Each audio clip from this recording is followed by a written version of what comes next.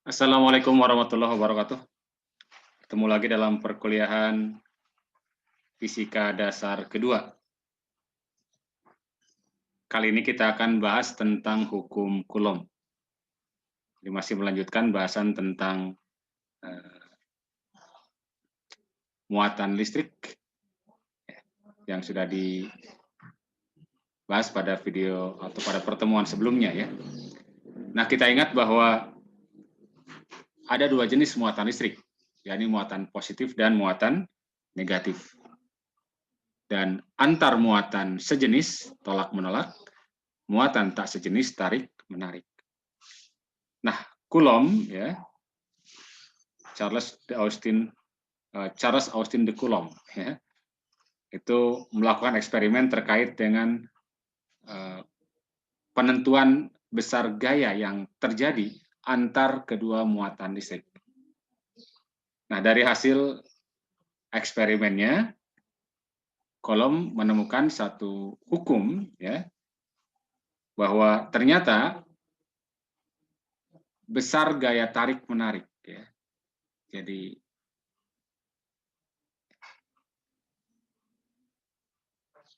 gaya tarik-menarik atau tolak-menolak antara dua muatan listrik ya,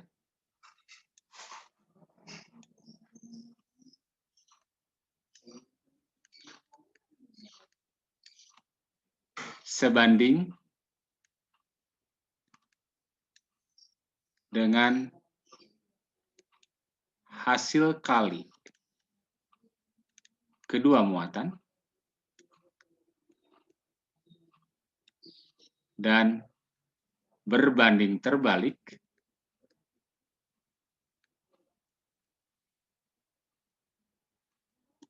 dengan jarak antara kedua muatannya atau jarak antar muatan tersebut ya.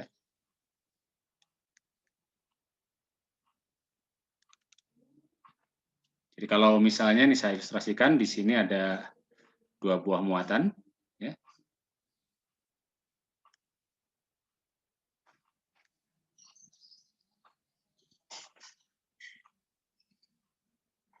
Misalnya yang pertama bermuatan positif, yang kedua bermuatan negatif. Muatannya yang ini adalah Q1, ini adalah Q2. Kemudian jarak antar kedua muatan itu ini garis hubungnya ya. Misalnya jaraknya adalah R. Ya.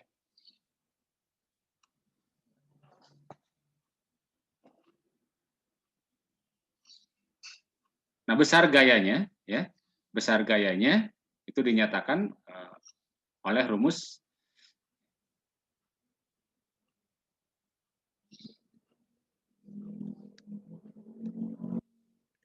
F sama dengan suatu konstanta dikalikan dengan Q1 kali Q2 dibagi dengan R kuadrat.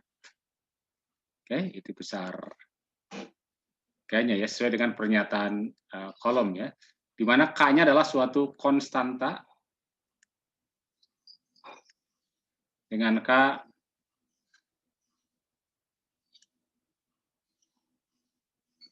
konstanta yang memenuhi ya.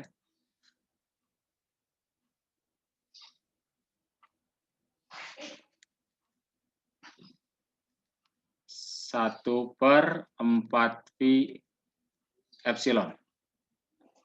Nah, epsilonnya itu adalah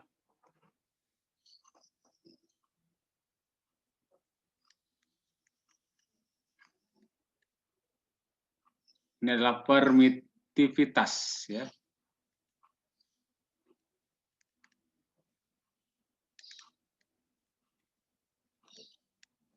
Listrik medium di mana muatan itu berada. Dan permitivitasnya sendiri itu adalah epsilon R dikali epsilon 0 ya. Jadi epsilon R-nya itu adalah permitivitas listrik relatif ya. Permitivitas listrik relatif ya. Sementara epsilon 0 itu adalah permitivitas listrik vakum ya. Permitivitas vakum atau ya kira-kira sama dengan kalau seandainya di udara lah ya. Di mana besarnya epsilon 0 itu adalah 8,85 dikali 10 pangkat min 12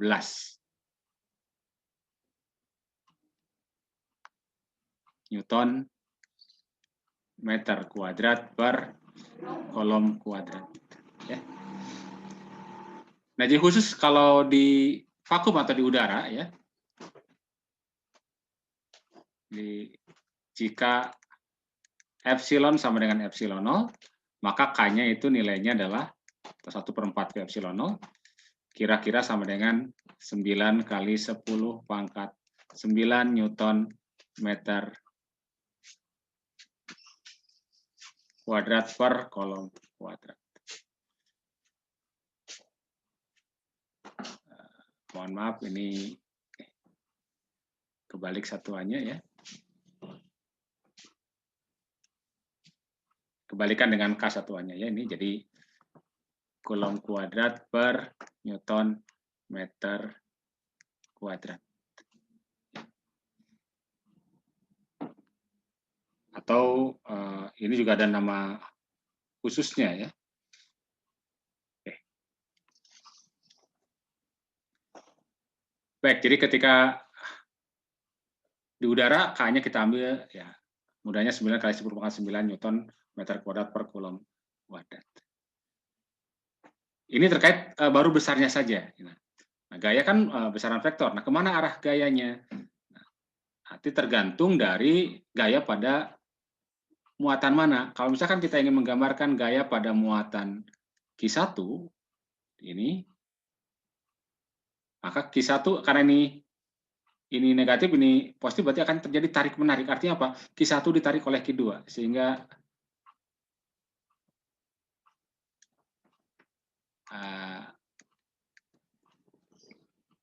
arah gayanya ke sini. Sementara Q2 ditarik oleh Q1. Jadi kalau terhadap Q2 maka arahnya akan ke kiri. Jadi arah gayanya selalu berada pada garis hubung antara kedua muatan. Ya. Nah, ini disebut misalnya F1 oleh 2, F1 oleh 2, dan ini adalah F2 oleh 1. Ini kalau misalkan muatannya berlawanan jenis. Kalau seandainya muatannya sejenis, ya misalnya ada dua muatan yang dua-duanya positif atau negatif, ya. Misalkan ini dua-duanya positif lah, ini positif, maka arah gaya itu tetap akan berada pada garis hubung keduanya, ya.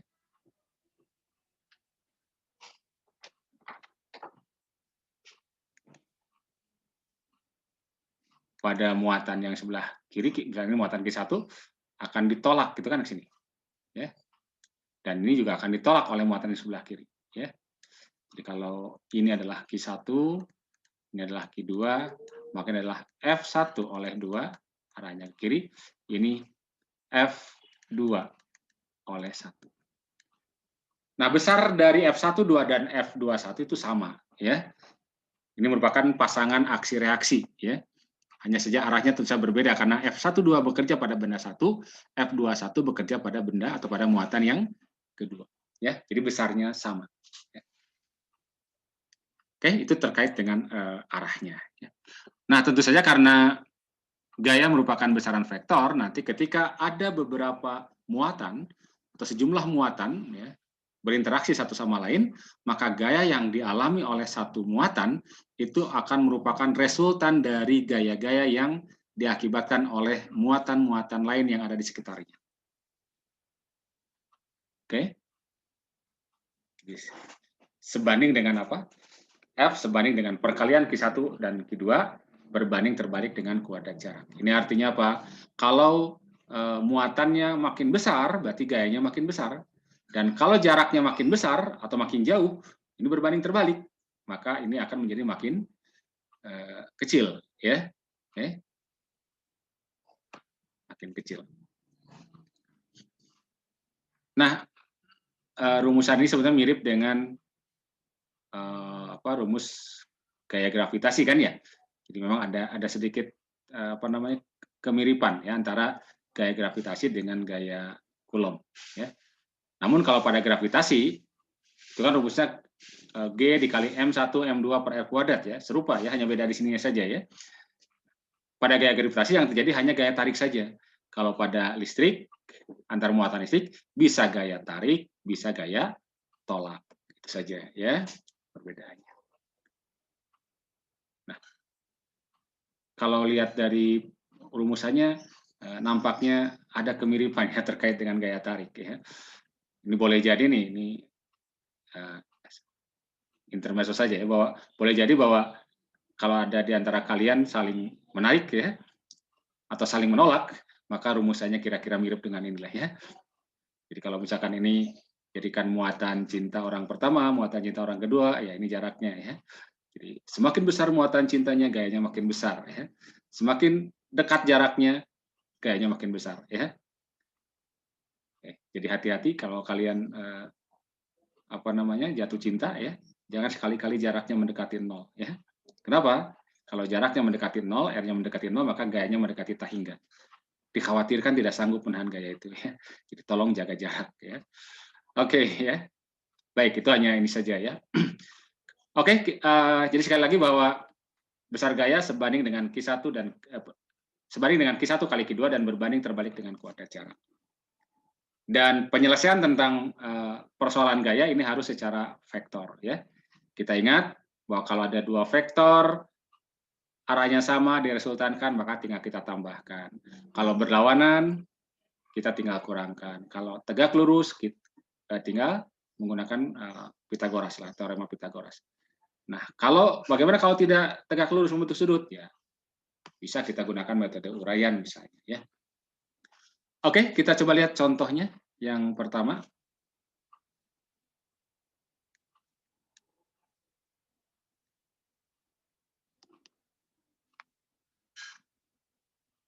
Misalnya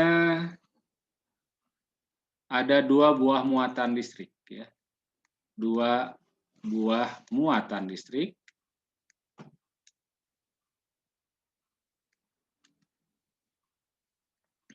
Q1 20 mikrokulom dan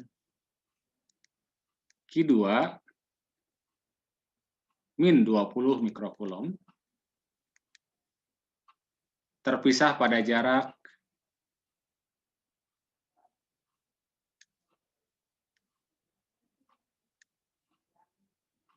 30 cm ya.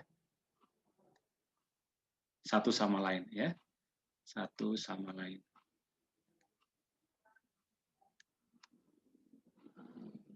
Pertama, tentukan besar gaya. Besar gaya ya.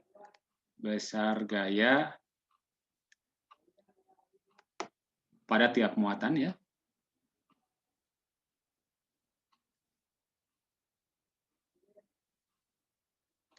Yang kedua, misalkan jika jaraknya dijadikan 60 cm, berapakah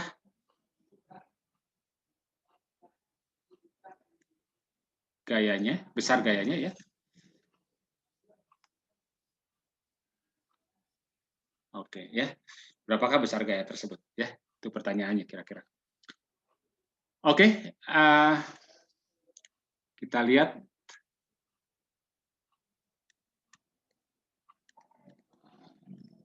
Di sini kita tidak berhubungan dengan menentukan arahnya karena yang dicari adalah besarnya ya. Jadi untuk yang menjawab yang pertama kita tinggal gunakan saja datanya ya. Kalau kita tulis dulu, diketahui tadi bahwa muatan Q1-nya adalah 20 mikrokulom. Nah, satuan dalam SI adalah kulom ya. Jadi mikronya kita ganti dengan 10 pangkat min 6 ya. Jadi berarti ini sama dengan 2 kali 10 pangkat min 5 ya. Kulom. Kemudian Q2-nya juga 20, tapi negatif ya. Min 20 mikrokulom. Jadi min 2 kali 10 pangkat min 5 kulom. Lalu jaraknya untuk kasus yang pertama, jadi yang ditanyakan untuk yang A ya. Untuk yang A itu ketika jaraknya adalah 30 cm, atau dalam meter berarti 3 kali 10 pangkat min 1 meter ya. Oke, dibagi 100 kan ya. Nah, pertanyaan berapakah gayanya kalau begini? Kemudian yang B itu kalau R-nya adalah 60 cm atau 6 kali 10 pangkat min 3 meter. Berapa gayanya?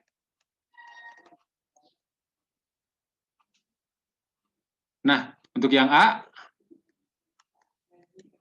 kita tinggal masukkan saja ke persamaannya kan ya. Bahwa F sama dengan, jadi besar gaya yang dialami oleh setiap muatan, itu sama besarnya. Jadi K dikalikan dengan Q1 kali Q2 dibagi dengan R kuadrat. Jadi jika tidak disebutkan dia berada di mana, maka K-nya dianggap, atau muatan ini dianggap di udara ya, normalnya ya, ada di udara. Maka K-nya kita ambil 9 kali 10 pangkat 9 ya. 9 kali 10 pangkat 9. Nah, kemudian Q1-nya adalah 2 kali 10 pangkat min 5. Nah, Q2-nya ini negatif. Nah, kalau hanya mencari besar saja, maka besar dari vektor itu selalu positif. Karena itu tanda muatannya tidak perlu dimasukkan atau jangan dimasukkan ya. Jadi karena yang kita cari besarnya saja ya, jadi negatifnya hilangkan saja. Khusus untuk mencari besar ya, min 5. Nah, dibagi dengan R-nya adalah berarti 3 dikalikan dengan 10 pangkat minus 1. Kita pangkatkan dengan 2 ya. Sehingga kita dapatkan berarti, coba kita hitung dulu ini. 3 pangkat 2 adalah 9 kan ya? Jadi ini ada 9 dibagi 9, berarti ini boleh dicoret hilang jadi 1. Berarti tinggal tersisa 2 kali 2 nih. 2 kali 2 adalah 4. Oke, 2 kali 2 adalah 4 ya. Tinggal pangkatnya nih. Ini 9 dengan 9 min 5, 4, 4 min 5 min 1. 10 pangkat min 1 dibagi dengan 10 pangkat min 2, jadi 10. Berarti ini adalah 40 ya. Jadi 40 Newton. Itu yang A. Nah, yang B ya tentu saja sama ya. Tinggal mengganti apa? Tinggal mengganti R-nya oleh 6 kali 10 pangkat min 3 ya, rumusnya sama ya. Jadi tinggal mengganti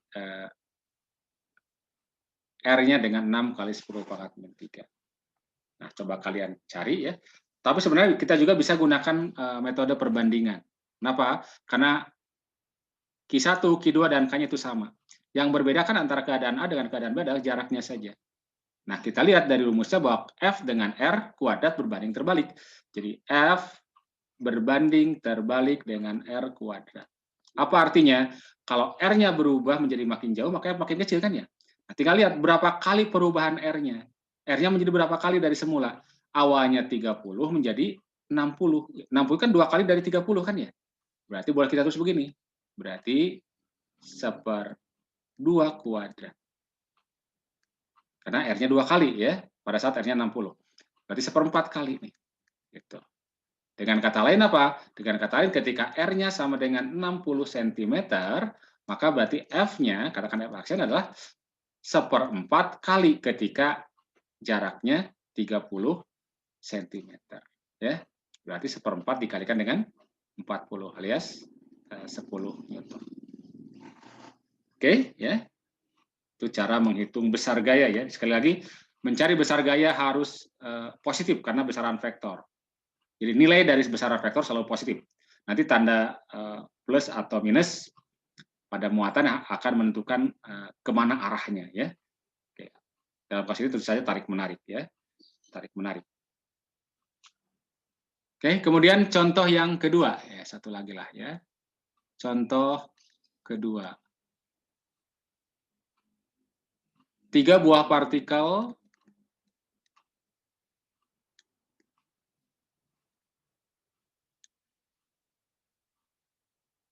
terletak pada satu garis lurus, ya.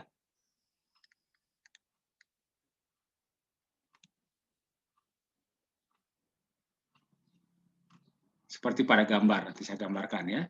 Seperti pada gambar.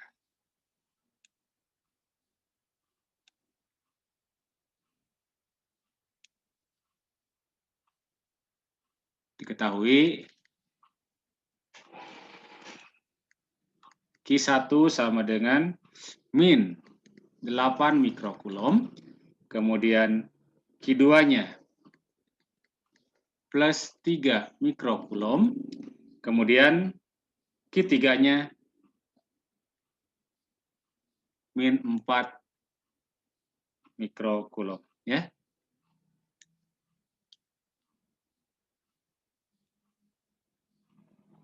Nah, hitung besar gaya, ya, atau ya, gaya lah, gaya pada muatan Q2, ya. Oh, sorry, pada muatan Q3, ya, contoh di sini, ya. Muatan Q3.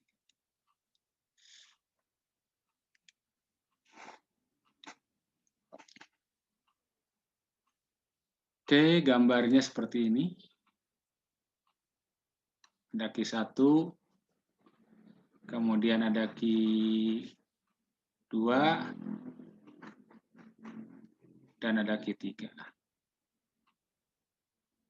Oke. Yang Q1 muatannya negatif, Q2 muatannya positif, Q3 muatannya negatif. Nah, dalam gambar ini jaraknya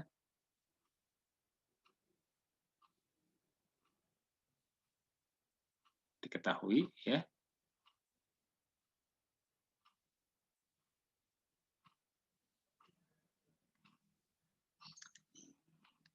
Yang pertama jaraknya 0,2 meter. Ini adalah 0,1 meter. Oke. Ini Q1, Q2, Q3. Baik. Nah, untuk menyelesaikan persoalan seperti ini, ya, langkah pertama adalah menggambarkan gaya-gaya pada muatan yang dimaksud. Di sini yang dicari adalah gaya pada muatan Q3. Berarti kita fokus menggambarkan gaya pada Q3. Kemana arah gayanya? Atau ada berapa gayanya, gitu kan, ya? Karena dia berada dekat dengan Q2 dan Q1, maka berarti dia akan mendapatkan 2 buah gaya, baik dari Q2 maupun dari Q1. Kita lihat satu-satu. Oleh muatan pertama dulu lah, oleh muatan Q1. Q1 muatannya negatif, Q3 muatannya negatif, berarti tolak-menolak. Artinya apa? Artinya Q3 akan menjauhi Q1. Nah, digambarkan di sini, ya. Oke.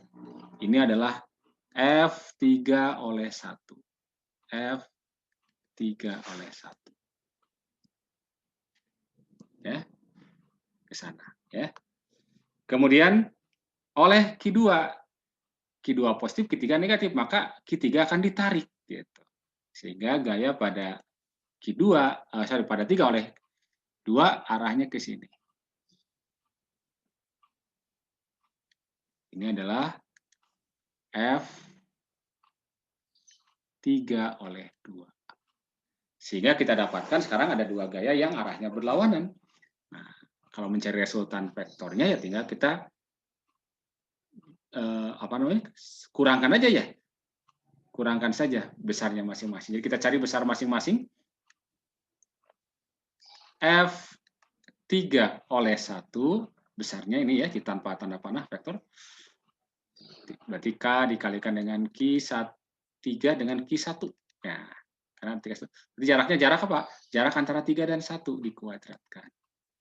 Berarti 9 kali 10 pangkat 9 dikali. Nah, lagi ketika kita masukkan ini Q-nya ambil positifnya saja ya.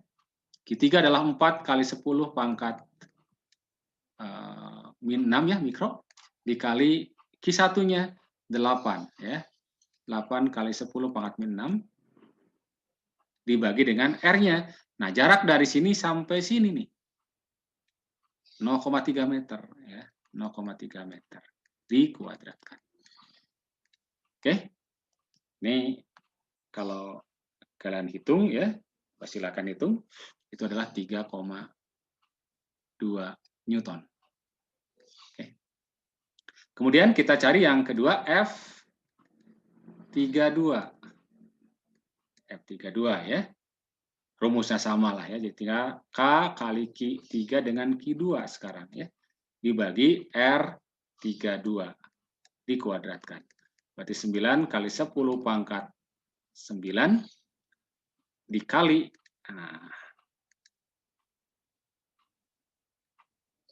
Q3-nya 4 kali 10 pangkat min 6 ya. Q2-nya adalah 3 ya. 3 kali 10 pangkat min 6 juga mikro dibagi jaraknya berapa? Nah, jaraknya 0,1. 0,1 dikuadratkan ya. Sehingga ini kalau kalian hitung ya mudahlah cara menghitungkan, tinggal kali-kalikan dibagi ini ya. Ini adalah 10,8 Newton ya. Maka resultannya ya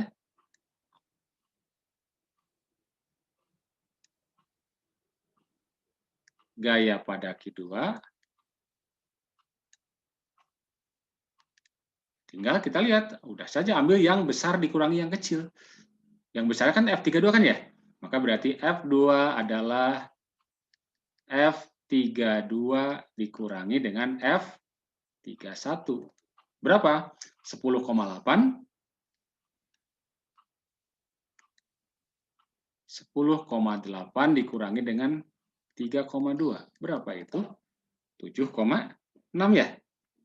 Oke. 7,6 ya.